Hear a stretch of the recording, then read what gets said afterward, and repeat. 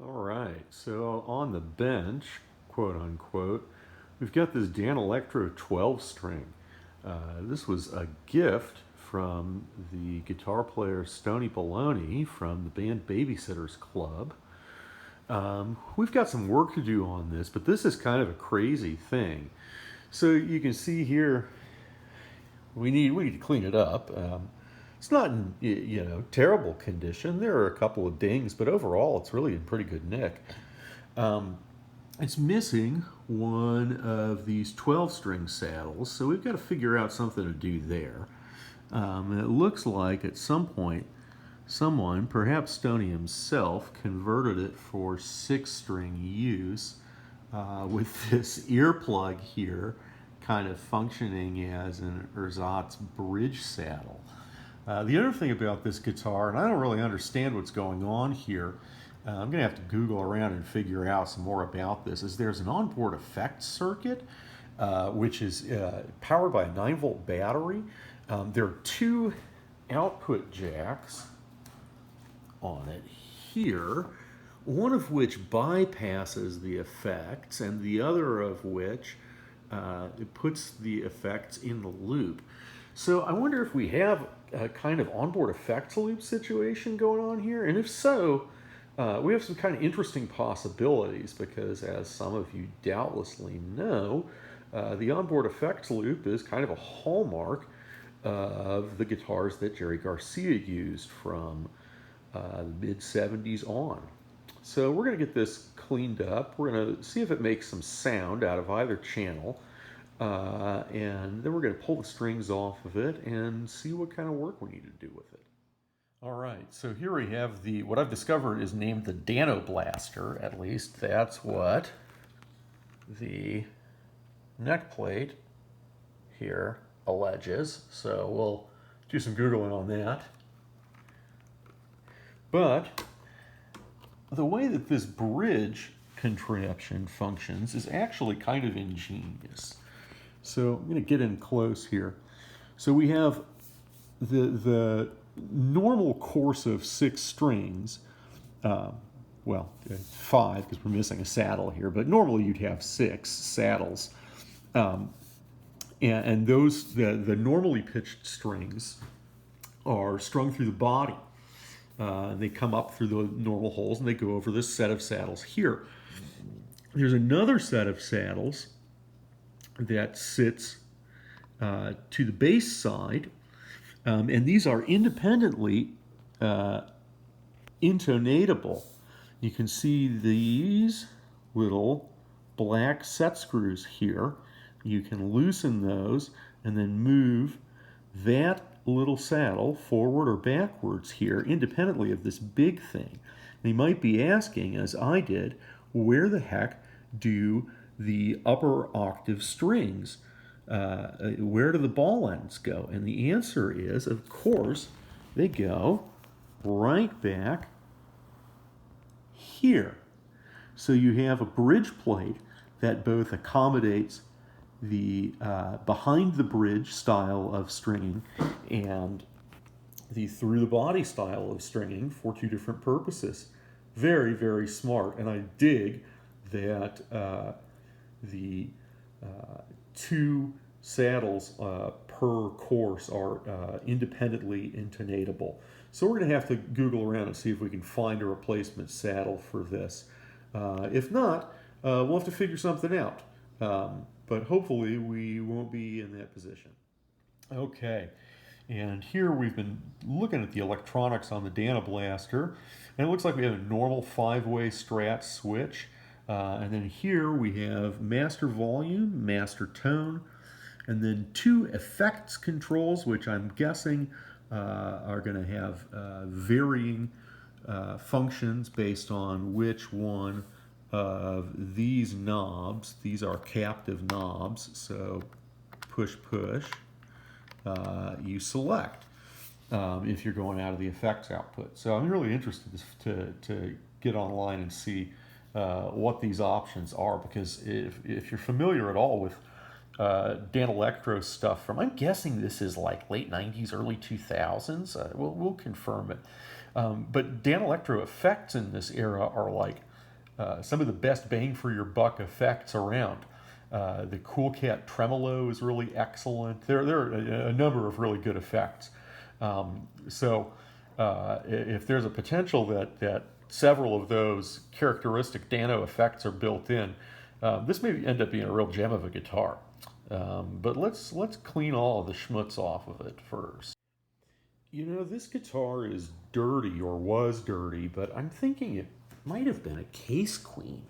So I was initially concerned about, you can see here these little white scratches, which I thought were dings in the poly finish. This is, of course, a poly clear guitar. It's of that era.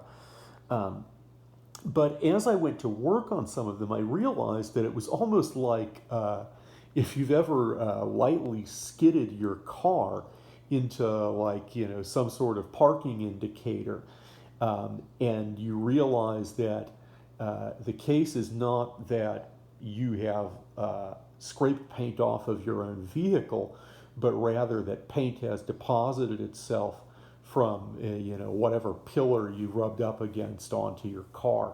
So the same thing has happened here. It looks like somebody at some point put this up against a wall or something, and it rubbed on the wall, and it left some of that schmutz on there. But I hit it with a little bit of my favorite guitar cleaning solution and some elbow grease with a microfiber cloth, and it came right off.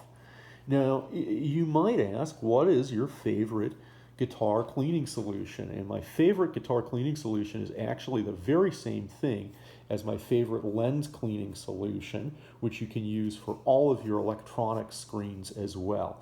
And it's very simple. I get these travel spray bottles at the CVS or the dollar store, wherever you can find these guys, and I fill it up with a 50-50 mix of distilled water and the highest proof isopropyl alcohol. I can find 90%, so I use a 50-50 mix of distilled water and 90% isopropyl. You have to keep it capped off because the alcohol will evaporate. It'll flash off at a certain point. But it is fabulous for cleaning all sorts of finished surfaces. And because there's alcohol in it at such a high quantity, if you get some of it on a porous wood or something like that, it'll flash off very quickly.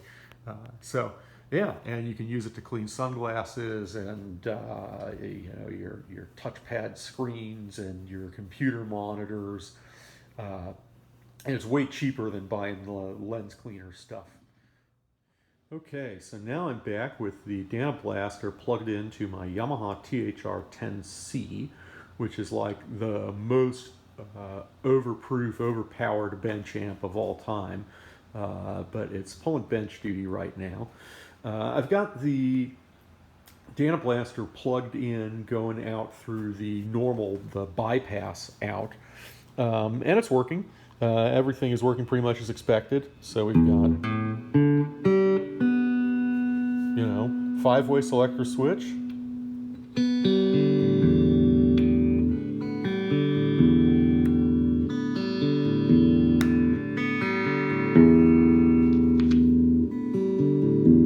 Drum pot's a little scratchy. Probably just manipulating it can clean it up. Oh yeah, oh yeah, oh yeah, oh yeah, oh yeah. There, but everything is working from a normal guitar electronics point of view. The one thing I did notice is that our fret edges here are perilous. I didn't even want to pick it up and play it normally because I was afraid it would cut my fingers. So, you know, we're going to have some work to do there with a file and some steel wool to round that over. But I think that's probably normal for a guitar like this. That's of this age, that there'll be some fret sprout here, especially on a lower end. I don't know if this is Korean or Indonesian or Chinese, but, you know, an import guitar. So yeah, we're going to keep plugging along with this. The next step, I'm going to plug it into the effects out, see if we need to put a battery in there. We'll put a battery in to test it if we need to and figure out if all that stuff works. I would anticipate it would.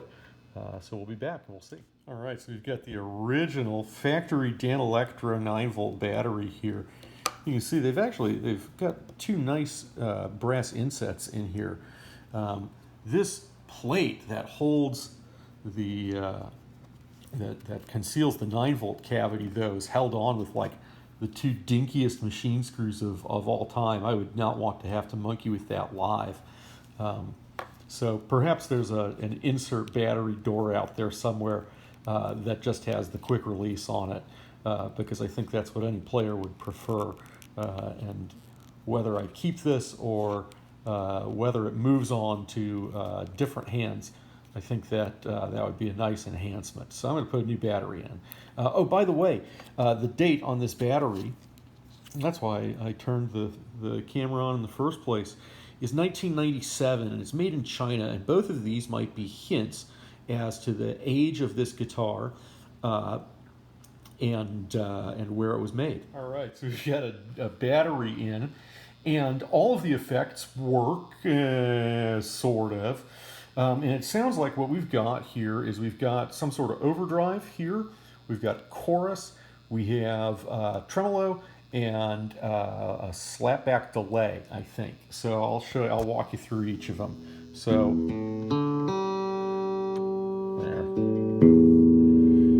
All right. So that's our normal unaffected tone.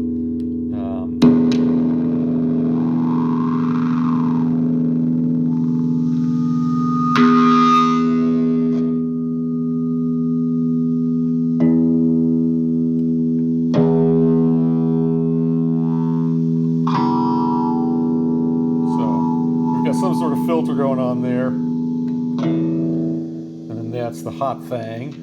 The chorus doesn't work very well. It does work, but I'm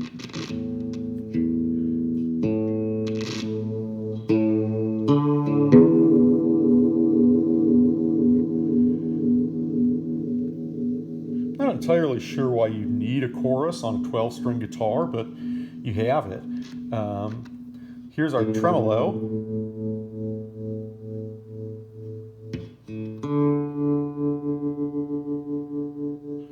That's really nice to have. Sounds great. And then last but not least, we've got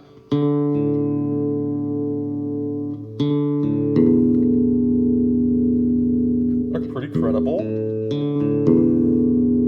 slapback delay. So there you have it. All right, so it's a new day, and we're back with the Dano-Blaster on the bench again. So today, we're going to be focusing on the frets here. We have, as we found yesterday, some pretty gnarly, ragged fret ends. And that could be due to a couple of things. It could be that the neck came that way from the factory, but it's more likely on an import guitar of this era and of this age, that the neck has shrunk, and that what we are seeing instead is fret sprout. So the wood has dried, and as the wood has dried and shrunk, it has contracted, and the frets have not. So we're going to have to try a number of different approaches to kind of knock these fret ends down. And then, you know, the frets themselves are not in terrible shape on top, but they could definitely use a nice polishing. In other news, we found what we think is going to be a suitable replacement part for this rather odd and rare bridge. Goto makes a 12-string bridge set with saddle arrangement like this. And there's also a knockoff company that makes them. And you can get the original Danelectro part, but you can only get the bridge as a single unit, and it's like $80. So we have a little more economical solution for that. I might have to play around with it some. But that part should be in here in just a couple of days. And we'll look at that when it arrives. So there's not much to report here. I've got my fancy fret file, which is not really that fancy at all. And I have a very unfancy StewMac needle, or not StewMac, this one is StewMac. These are Harbor Freight needle files. And I'm just going gently along each one of these and filing until I don't feel like I'm going to slice my hand open on them anymore. Sometimes I got to take a couple of passes on them or get a different angle to kind of chamfer it off or round it around. But nothing too interesting, just kind of slow going work. All right, every guitar repair person and luthier's favorite task is complete. The neck is taped. The fretboards are not. You may say, boy, Carl, your taping job looks kind of rough, and you're right.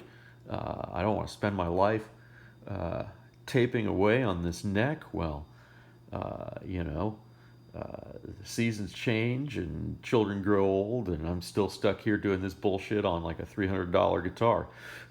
So the taping job is done, and if we, steal a little bit of the neck, that kind of stuff happens. I did some work on the fret ends with the fret files. They feel better now. That's about the size of it. Now I'm going to hit this with steel wool, polish it, get these frets looking respectable. We'll be back once that's done. Oh, quick luthier tip.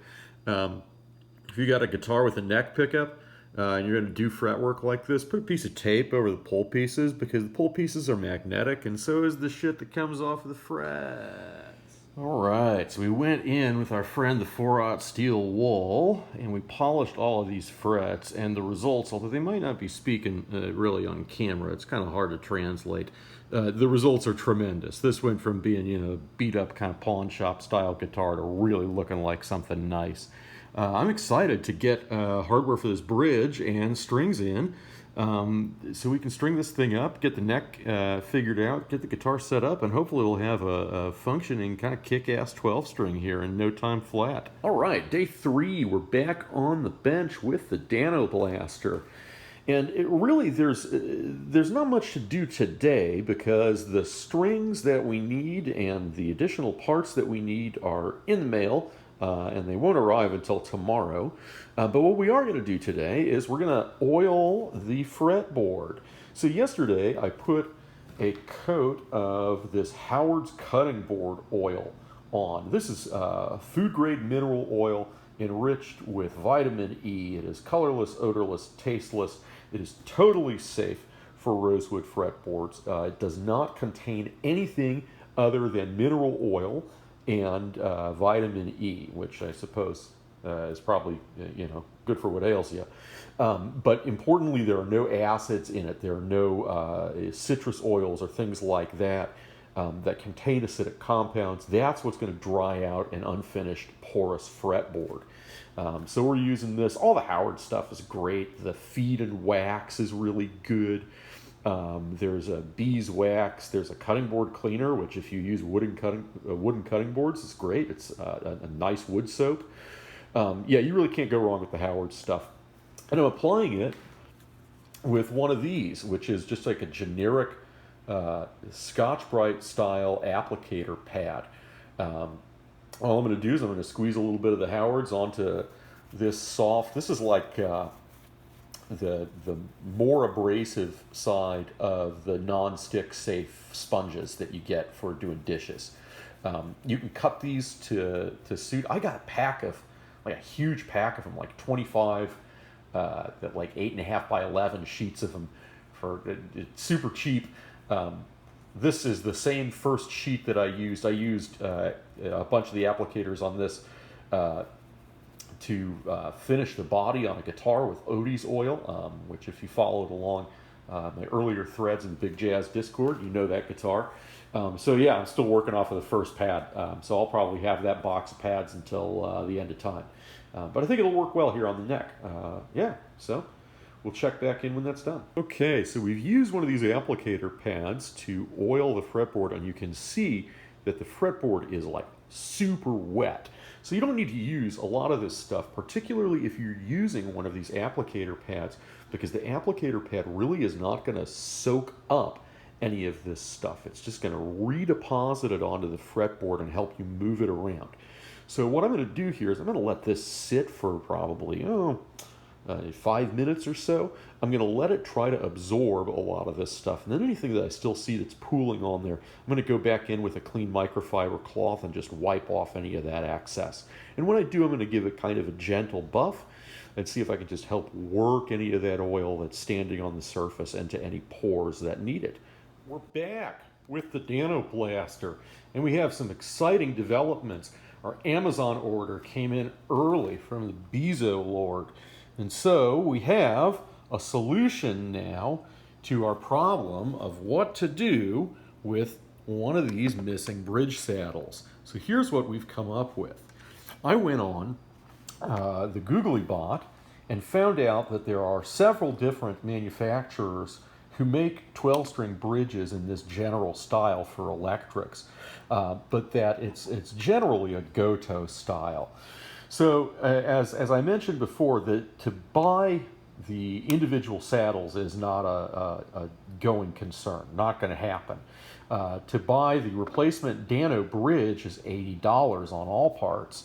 However, to buy a knockoff Telecaster 12-string bridge on Amazon is only like 17 bucks. So I bought one of these. I've cannibalized one of the saddles off of this. And then I went digging, and every good guitar repair person accumulates this tackle box of spare parts and shit. I had these old knockoff LSR roller saddles. And these, where are you? These, focus you fuck, there you go, have the black hardware that comes on the Dano-Blaster. So with the exception of one set screw, which you're never ever going to see, I've been able to swap out all of the parts. The set screws that adjust the height, the screw that adjusts the intonation. This is going to be as close to an identical retrofit as we can get. So that's pretty exciting. All right, so after no small amount of time spent restringing the Dano-Blaster, we're really pretty much ready to go. The intonation is pretty much good. The action feels good. Everything is in tune, more or less, for now, and seems to be staying in tune. So yeah, let's hear how it sounds.